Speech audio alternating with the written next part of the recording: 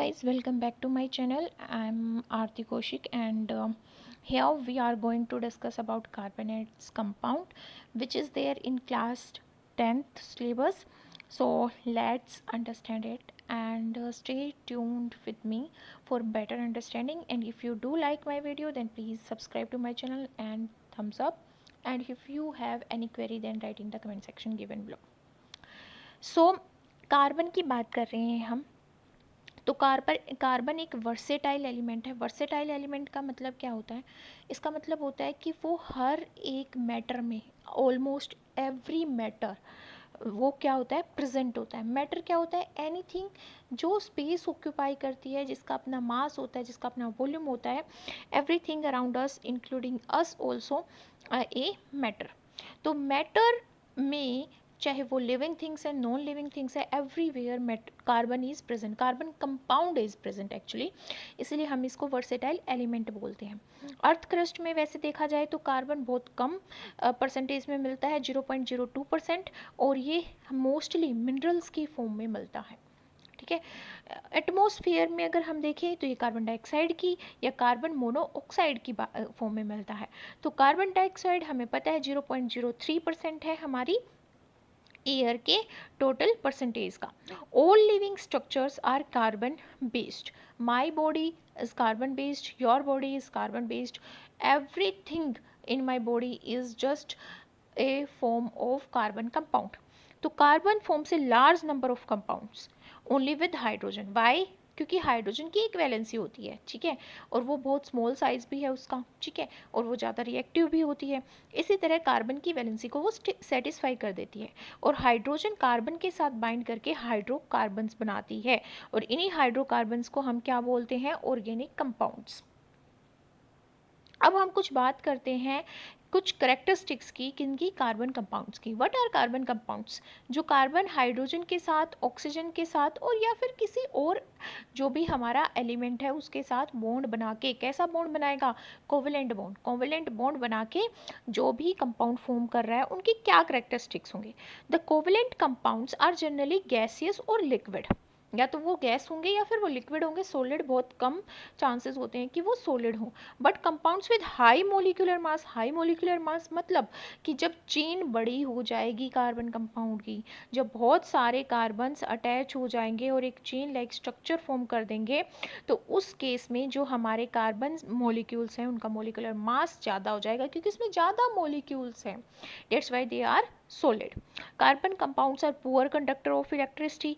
ऐसा क्यों है? क्योंकि वो कोवेलेंट बॉन्ड फॉर्म करते हैं। कोवेलेंट बॉन्ड फॉर्म करते हैं टाइम जो भी हमारे एलिमेंट्स होते हैं वो इलेक्ट्रॉन की शेयरिंग करते हैं। Sharing of electron forms covalent bond, मतलब साझा कर रहे हैं वो इलेक्ट्रॉन्स को, ना कोई डोनेट कर रहा है ना ही कोई एक्सेप्ट कर रहा है। तो यहाँ पे क्या होगा? फ्री इलेक्ट्रॉन्स नहीं बचते। क्या नहीं बचते? Free electrons. और जैसा कि हमें पता है कि electricity is the movement of electrons और movement of charge particle, but covalent compound जैसा कि हमने बोला शेयरिंग ऑफ इलेक्ट्रॉन से फॉर्म होते हैं।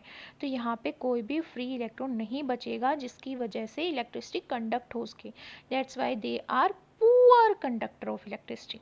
The force of attraction between the molecules of these substances like अगर मैं ग्लूकोज की बात कर रही हूँ तो ग्लूकोज के केस में यहाँ पे जो मोलिक्यूल्स प्रेजेंट है उनके बीच में जो फोर्स ऑफ अट्रैक्शन है वो इतना स्ट्रॉन्ग नहीं होता, इसलिए वो कंडक्टर्स नहीं होते।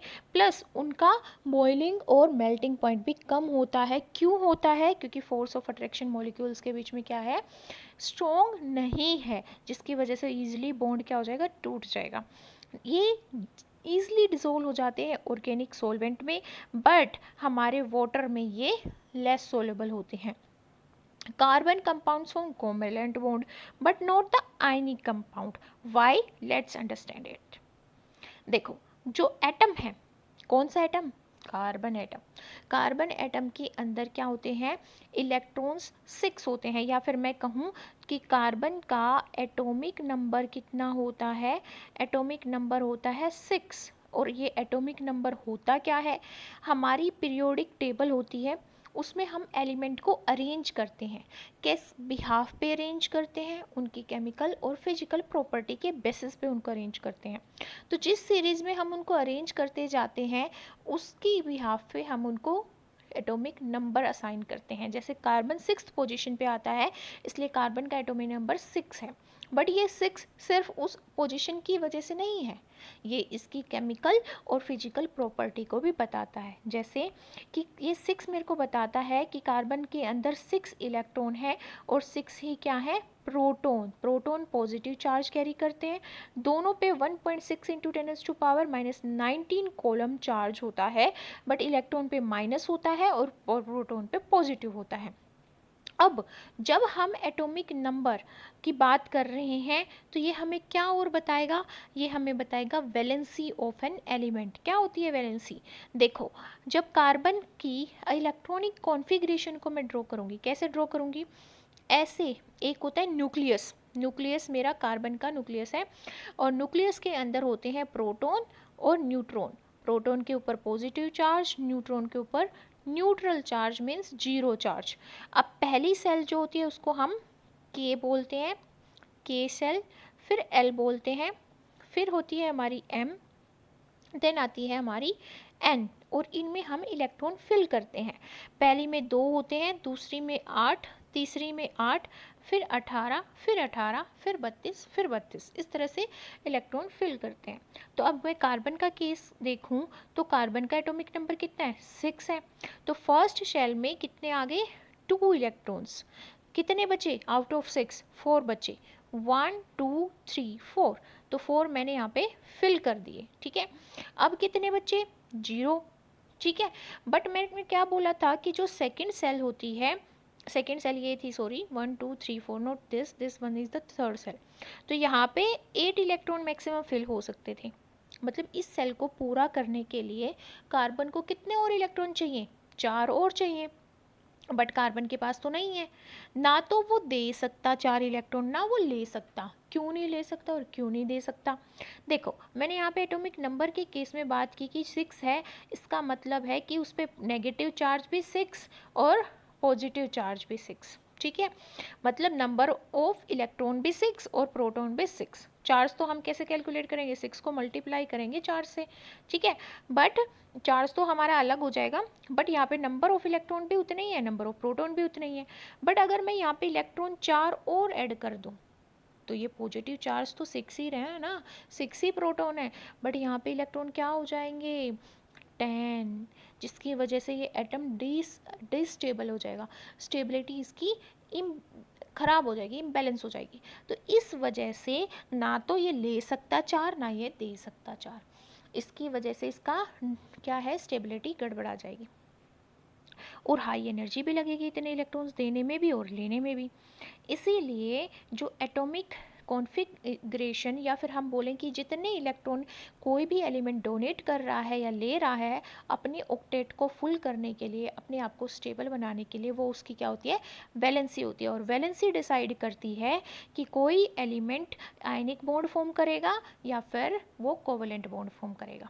लेट्स सी अगेन, इसको दोबारा से रिवाइज करते हैं और let's read it. The atomic number of carbon is 6 and its electronic configuration is 2 and 4. To attain a normal gas configuration, what is noble gas? Helium, argon, these are noble gas. Okay, अगर मैं helium की case की बात करूं तो इसका 2 atomic number होता है, फर्स्ट सेल में ही 2 इलेक्ट्रॉन फिल हो जाते हैं, ऑक्टेट फुल होता है। सिमिलरली आर्गन के केस में भी हमारा जो ऑक्टेट है वो फिल होता है, 2 8 8 आ जाता है। ठीक है, इट कैन, तो अगर हम कार्बन की बात करें तो कार्बन को अगर नोबल गैस कॉन्फ़िगरेशन अटेन करनी है, अपने ऑक्टेट को फिल करना है, तो it either will take 4 electron, but it would be difficult for nucleus to hold 4 extra electron. Why? क्योंकि इसमें पॉजिटिव चार्ज इतना नहीं है, और पॉजिटिव नेगेटिव को क्या करता है? अट्रैक्ट करता है, जिसकी वजह से कोई भी एटम क्या रह पाता है? स्टेबल। और ना ही ये लूज़ कर सकता 4 इलेक्ट्रॉन, क्योंकि इसके लिए बहुत ज़्यादा एनर्जी चाहिए कि 4 इलेक्ट्रॉन्स रिमूव करने के लिए। क्यों चाहिएगी एनर्जी? क्योंकि प्रोटॉन का पॉजिटिव चार्ज उन 4 इलेक्ट्रॉन्स को जकड़े हुए है due to force of attraction, positive to negative, दोनों के बीच में अपोजिट फोर्स लग रहा है, दोनों अपोजिट चार्ज के हैं, दोनों एक दूसरे को अट्रैक्ट कर रहे हैं. So it is difficult thus for an atom of carbon to either gain or lose of electron. So carbon attained the noble gas configuration by sharing of its valence electron. किसके साथ? किसी भी अलग atom के साथ जो उसकी valency को क्या कर सके, कंप्लीट, या फिर उसके ऑक्टेट को क्या कर सके, fulfil. Atoms of other elements like hydrogen, oxygen, nitrogen, chlorine show sharing of valence electron. It is evident that the number of shared pair of electrons can be 1, एक भी हो सकता है, 2 भी हो सकता है और 3 भी हो सकता है. अब हम यहाँ पे इलेक्ट्रॉन डॉट स्ट्रक्चर बनाते हैं वाटर का और किसका, मीथेन का. जो ये मीथ होता है, ईथ होता है, प्रोप होता है, ब्यूट होता है, पेंट होता है, ये क्या है, ये कितने कार्बन एक कंपाउंड में प्रेजेंट है. अगर 1 है तो मीथ, 2 है तो ईथ, 3 है तो प्रोप, 4 है तो ब्यूट, 5 है तो पेंट. इस तरह से चलता है. तो यहाँ पे एक कार्बन है तो इसको एन बोल रहे हैं. एन का वर्ड क्या है, एन क्या है, सिंगल बॉन्ड है कार्बन के बीच में और हाइड्रोजन के बीच में. एन हमारा सिंगल बॉन्ड को दर्शा रहा है और जो मीथ वर्ड है वो हमारा किसको दर्शा रहा है कि यहाँ पे कार्बन एक प्रेजेंट है. ठीक है. अब वाटर के और मीथेन के स्ट्रक्चर को देखते हैं. अब देखो यहाँ पे हमारा यहाँ पे अगर CH4 बन रहा है, यहाँ पे शो नहीं है, let me show it on another slide. अब हम यहाँ पे बात करते हैं किसकी, मीथेन के स्ट्रक्चर की. मेरे को पता है कार्बन के पास क्या है, 4 इलेक्ट्रॉन, 1 2 3 एंड 4, 4 इलेक्ट्रॉन हो गए. अब एक हाइड्रोजन के पास सिर्फ 1 इलेक्ट्रॉन है. आउटर मोस्ट शेल की बात कर रहे हैं हम. ठीक है. अब हाइड्रोजन को अपना ऑक्टेट फिल करने के लिए 2 इलेक्ट्रॉन चाहिए, तो वो इस तरह से शेयरिंग करके एक सिंगल बॉन्ड बना लेती है. कार्बन और हाइड्रोजन के बीच में एक सिंगल बॉन्ड बन गया. एक बॉन्ड 2 इलेक्ट्रॉन से बनता है और दोनों के बीच में शेयरिंग हुई है. इसने भी अपना ऑक्टेट फुल कर लिया, इसने भी अपना ऑक्टेट फुल कर लिया इस इलेक्ट्रॉन को लेके, इसने इसको लेके, इस इलेक्ट्रॉन को लेके ये हाइड्रोजन भी अपना ऑक्टेट फुल कर लेगी. अब बची किसकी बारी, कार्बन की. अब कार्बन के पास 1 2 3 4 है. 4 किसके आ जाएंगे, हाइड्रोजन के. 1 2 3 4, 4 4 4 8. तो ये इस तरह से शेयरिंग कर लेगा कि कार्बन का भी 1 2 3 4 5 6 7 8 इलेक्ट्रॉन फिल हो गए, ऑक्टेट फुल हो गया. और हाइड्रोजन का भी इस तरह से क्या होती है, यहाँ पे भी सिंगल बॉन्ड, यहाँ पे भी सिंगल और यहाँ पे भी सिंगल और यहाँ पे भी सिंगल. तो 4 हाइड्रोजन कार्बन के साथ 4 सिंगल बॉन्ड बनाएंगे और ये क्या है, electronic dot structure of methane. Myth क्यों, क्योंकि एक कार्बन है. एन क्यों, क्योंकि सिंगल बॉन्ड फॉर्म कर रही है हाइड्रोजन कार्बन के साथ.